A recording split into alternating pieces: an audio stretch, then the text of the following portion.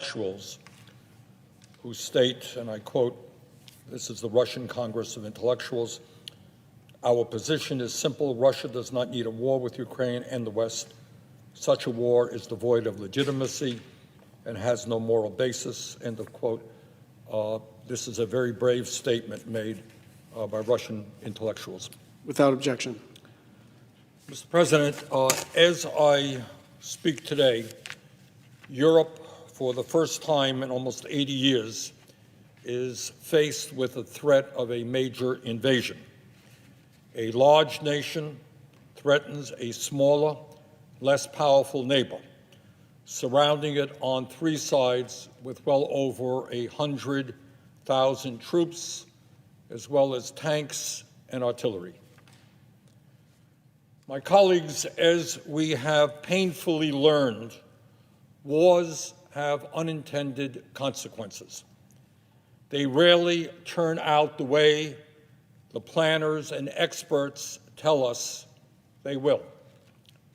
Just ask the officials who provided rosy scenarios for the wars in Vietnam, Afghanistan, and Iraq, only to be proven horribly wrong.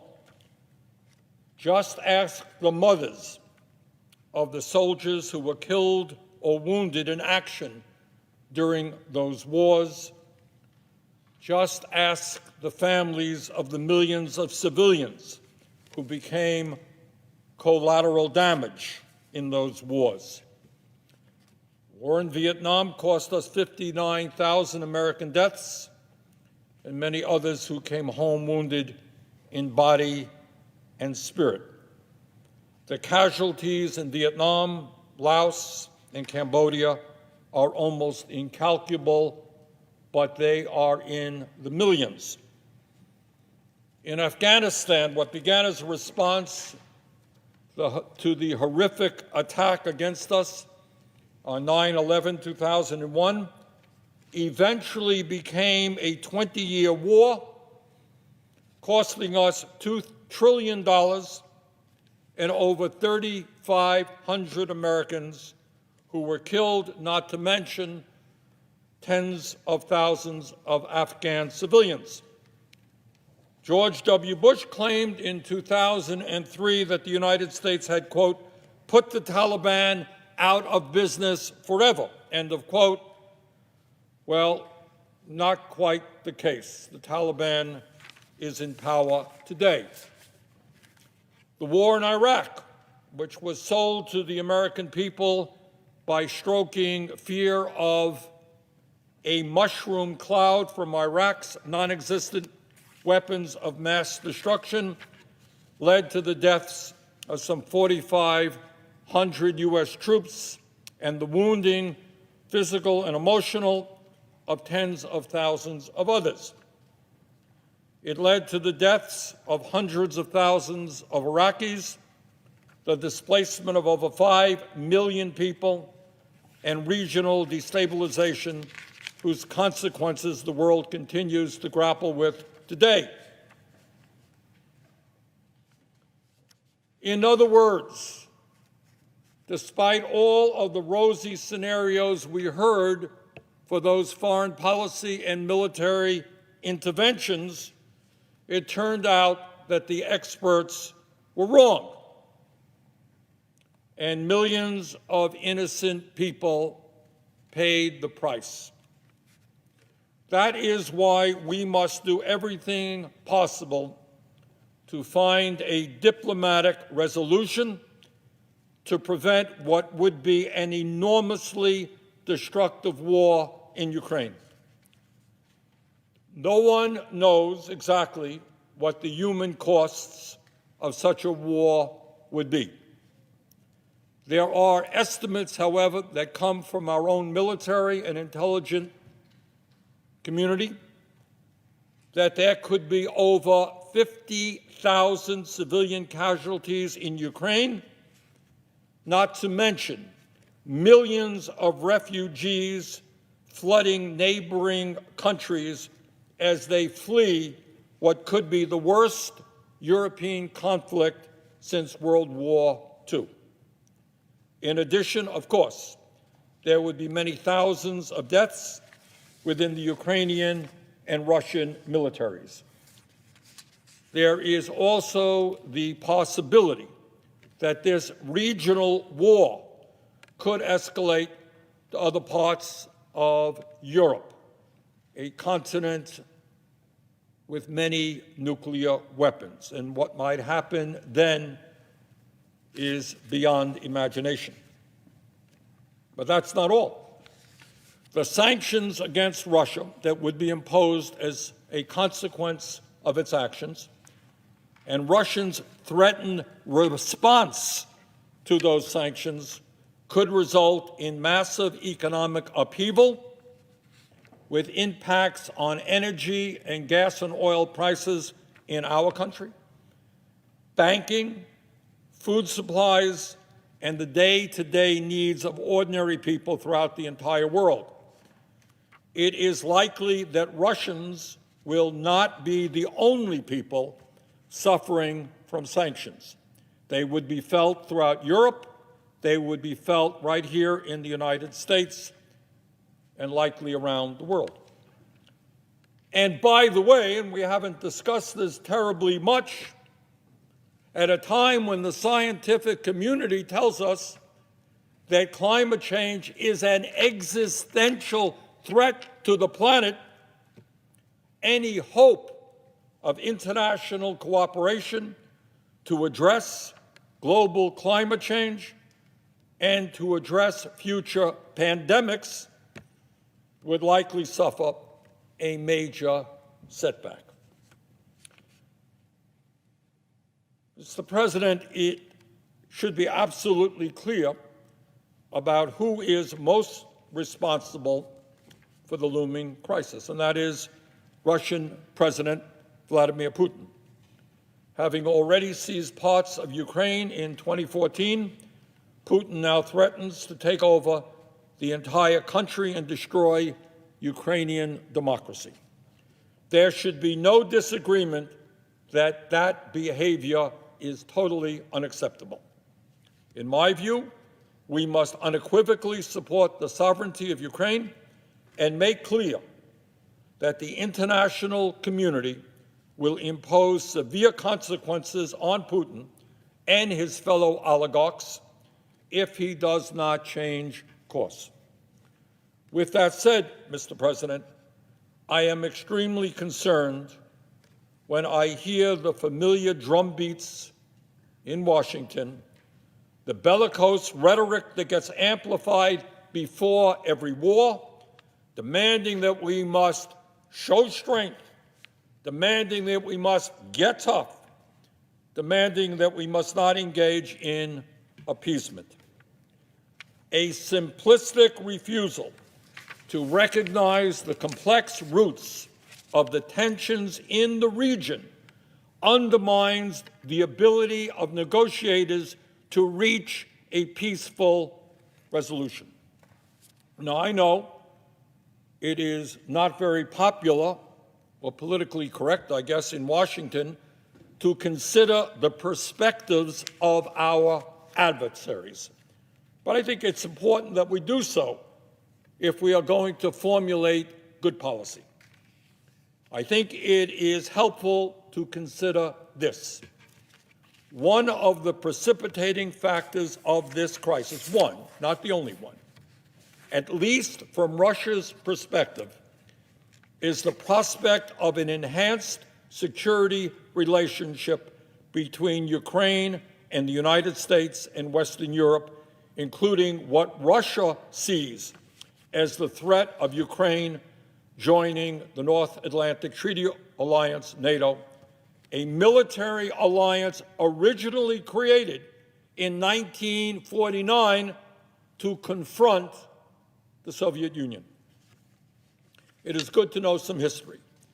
When Ukraine became independent after the Soviet Union collapsed in 1991, Russian leaders made clear their concerns about the prospect of former Soviet states becoming part of NATO and positioning hostile military forces along Russia's border. U.S. officials recognized these concerns as legitimate at the time. One of those officials was William Perry, who served as Defense Secretary under President Bill Clinton. In a 2017 interview, Perry said, and I quote, this is Defense Secretary under Bill Clinton, quote, "In the last few years, most of the blame can be pointed at the actions that Putin has taken. But in the early years, I have to say that the United States deserves much of the blame." Further quote, "Our first action that really set us off in a bad direction was when NATO started to expand, bringing in Eastern European nations, some of them bordering Russia." That is former Secretary of State William Perry.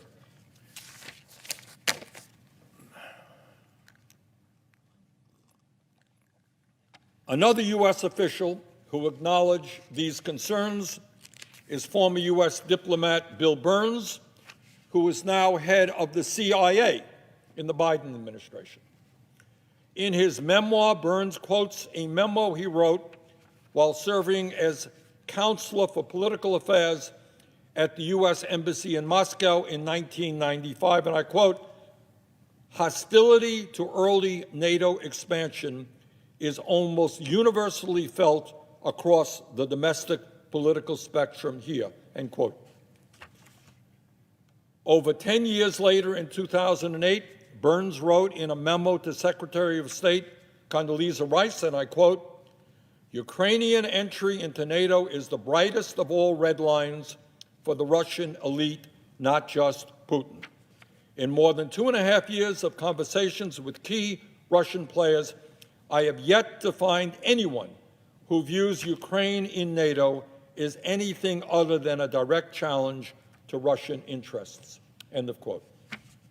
So again, these concerns were not just invented yesterday by Putin out of thin air. Clearly, invasion by Russia is not an answer. Neither is intransigence by NATO. It is important to recognize, for example, that Finland, one of the most developed and democratic countries in the world, borders Russia and has chosen not to be a member of NATO. Sweden and Austria are other examples of prosperous and democratic countries that have made the same choice. Mr. President, Vladimir Putin may be a liar and a demagogue, but it is hypocritical for the United States to insist that we, as a nation, do not accept the principle of spheres of influence. For the last 200 years, our country has operated under the Monroe Doctrine, embracing the principle that as the dominant power in the Western Hemisphere, the United States has the right, according to the United States, to intervene against any country that might threaten our alleged interests. That's United States policy. And under this doctrine, the United States has undermined and overthrown at least a dozen countries throughout Latin America, Central America, and the Caribbean.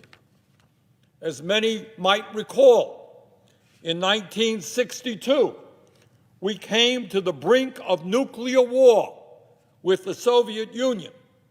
Now, why was that? Why did we almost come to the brink of nuclear war with the Soviet Union?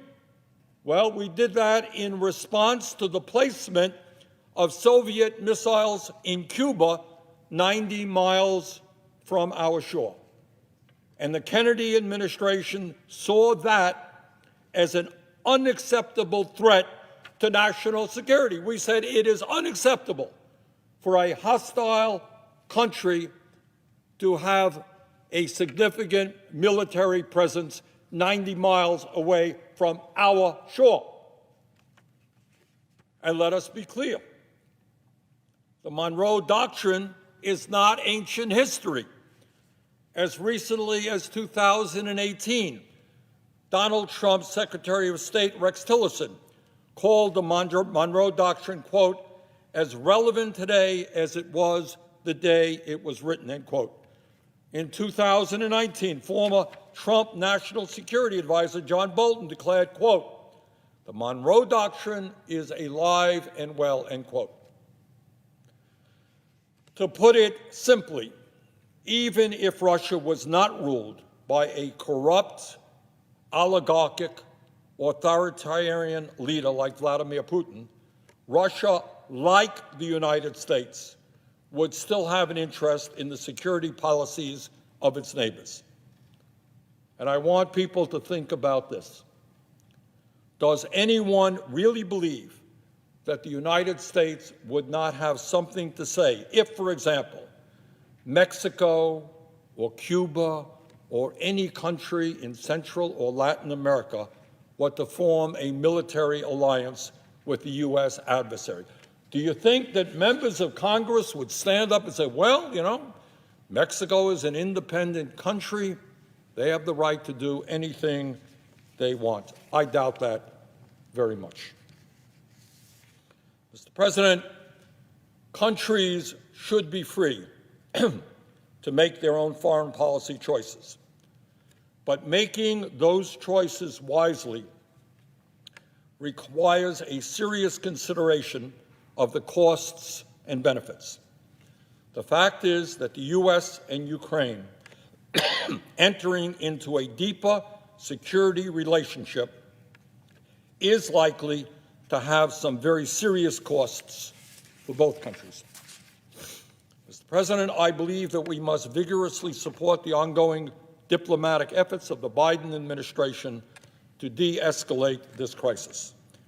I believe we must reaffirm Ukrainian independence and sovereignty, and we must make clear to Putin and his gang of oligarchs that they will face major consequences should he continue down the current path. My colleagues, we must never forget the horrors that a war in the region would cause, and must do everything possible to achieve a realistic and mutually agreeable resolution, one that is acceptable to Ukraine, Russia, the United States, and our European allies, and that prevents what could be the worst European war since World War II. That approach is not weakness, it is not appeasement.